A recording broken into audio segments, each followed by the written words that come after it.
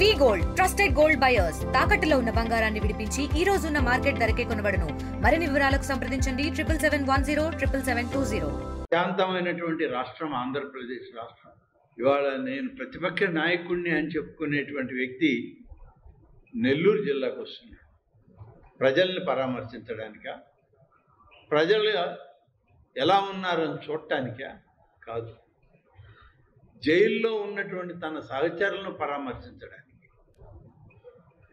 ఈ రాష్ట్ర ఖనిజ సంపదను దోచుకోవడానికి ప్రయత్నం చేసిన తన సహచరుల్ని పలకరించడానికి.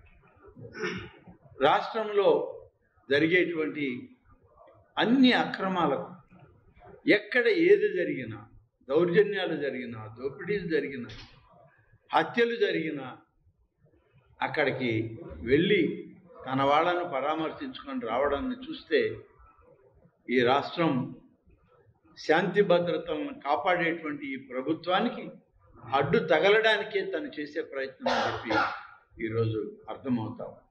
ఆగమ శాస్త్ర ప్రకారమే ఆలయాల్లో నిర్వహించాలని చెప్పి ఆదేశం ఇచ్చాం.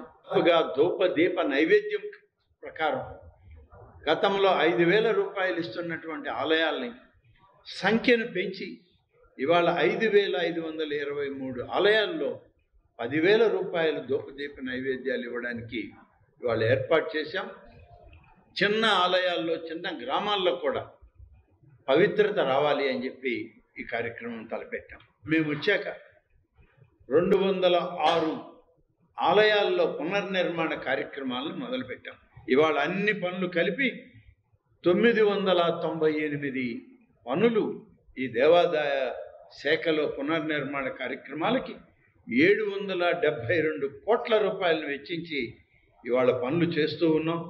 489 పనులను పూర్తి చేశాం. ఇంకా 384 పనులు ప్రస్తుతం పనులు జరుగుతూ ఉన్నాయి.